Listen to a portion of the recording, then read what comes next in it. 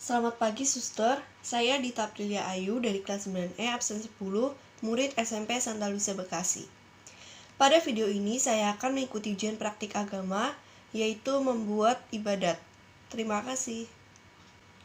Bapak, Ibu guru, dan teman-teman yang terkasih, pada hari ini saya akan membacakan bacaan Injil bertema kejujuran dan keadilan, yang dimana sangat bertepatan sekali dengan peristiwa di dunia saat ini yang sangat jarang melandaskan keadilan dan kejujuran di hidupnya. Semoga dengan saya membacakan kitab ini, saudara-saudari dapat mengambil pesan yang ada. Marilah kita siapkan hati dan pikiran kita. Untuk membuka ibadat singkat ini, marilah kita bersatu dalam doa. Dalam nama Bapa, Putra, dan Roh Kudus. Amin. Selamat pagi ya Yesusku. Terima kasih atas hikmat dan rahmat-Mu untuk berkat kemuliaan, sehingga kami masih bisa bertemu dan menyapa kepadamu. Tuhan, hadirlah di tengah-tengah kami dan berikanlah kepada kami pikiran yang terbuka, hati yang bersih untuk mendengarkan segala Injil-Mu itu. Semoga setelah mendengarkan Injil-Mu, kami dapat menangkap segala pesan yang Kau berikan. Amin. Santa Lucia, doakanlah kami. Amin. Dalam nama Bapa, Putra, dan Roh Kudus. Amin.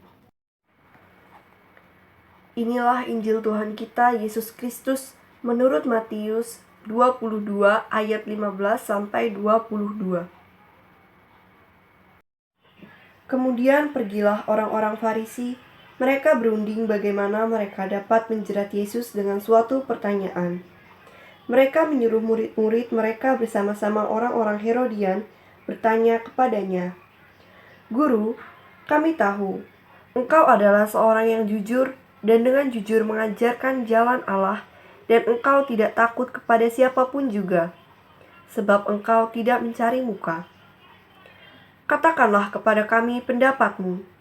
Apakah diperbolehkan membayar pajak kepada kaisar atau tidak?" Tetapi Yesus mengetahui kejahatan hati mereka itu, lalu berkata, "Mengapa kamu mencobai aku, hai orang-orang munafik? Tunjukkanlah kepadaku mata uang untuk pajak itu." Mereka membawa suatu dinar kepadanya. Maka ia bertanya kepada mereka, "Gambar dan tulisan siapakah ini?" Jawab mereka, "Gambar dan tulisan kaisar." Lalu kata Yesus kepada mereka, "Berikanlah kepada kaisar apa yang wajib kamu berikan kepada kaisar, dan kepada Allah apa yang wajib kamu berikan kepada Allah." Mendengar itu, heranlah mereka dan meninggalkan Yesus lalu pergi. Demikianlah Injil Tuhan. Terpujilah Kristus.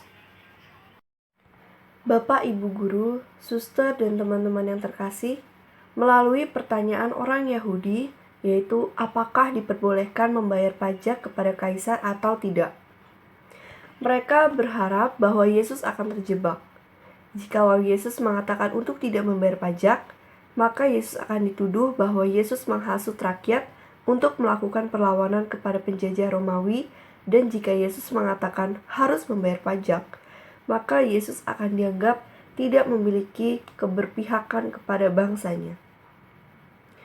Ternyata Yesus mengetahui kejahatan hati mereka untuk mencobainya. Namun jawaban Yesus membuat mereka heran dan pergi meninggalkan Yesus. Dengan memperlihatkan uang koin yang digunakan untuk membayar pajak yang bertuliskan nama dan gambar kaisar, Yesus mengatakan, "Berikanlah kepada kaisar apa yang wajib kamu berikan kepada kaisar, dan kepada Allah apa yang wajib kamu berikan kepada Allah."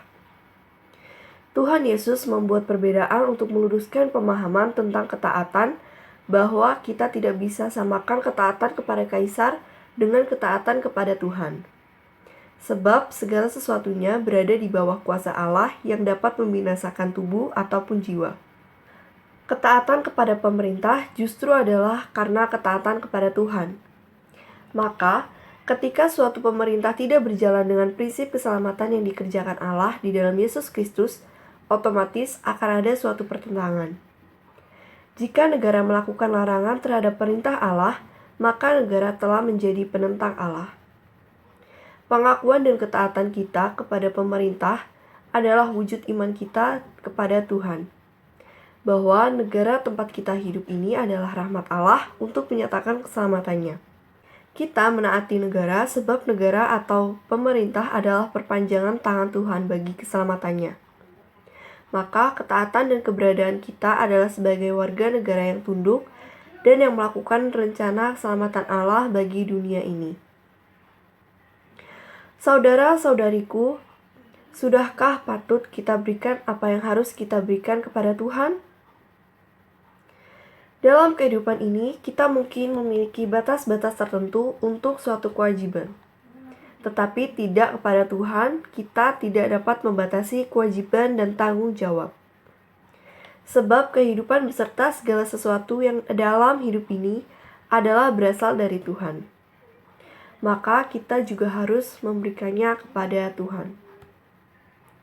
Sehingga apa yang layak kita berikan kepada Tuhan mempersembahkan seluruh kehidupan kita untuk taat kepada Tuhan saja. Baik itu waktu, pekerjaan, keluarga, harta milik, semuanya tanpa terkecuali dalam hidup ini diberikan kepada Tuhan hanya untuk kemuliaan namanya saja. Jika Tuhan yang memberikan kehidupan bagi kita, maka kita menyerahkan semua dalam kedaulatan Tuhan.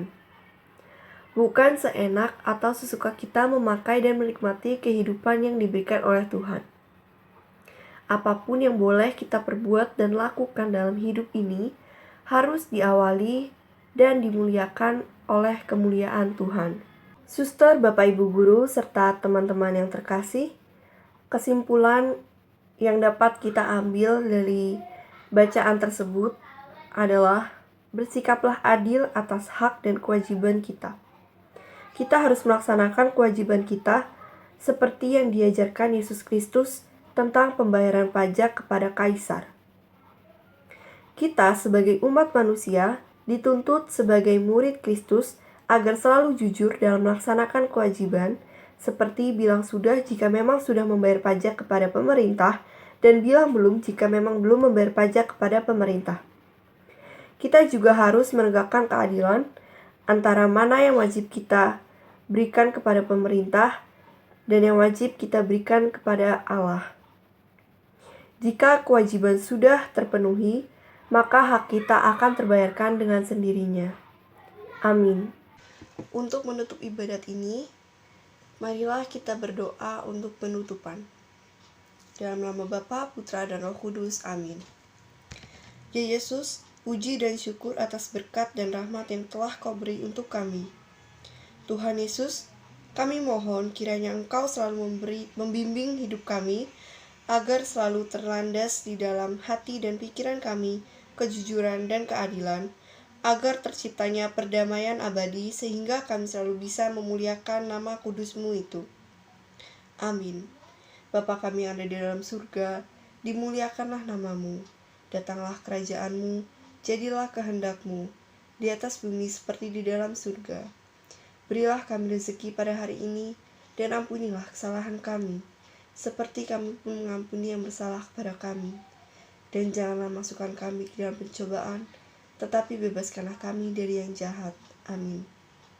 Santa Lucia, doakanlah kami. Amin. Dalam nama Bapa, Putra, dan Roh Kudus. Amin.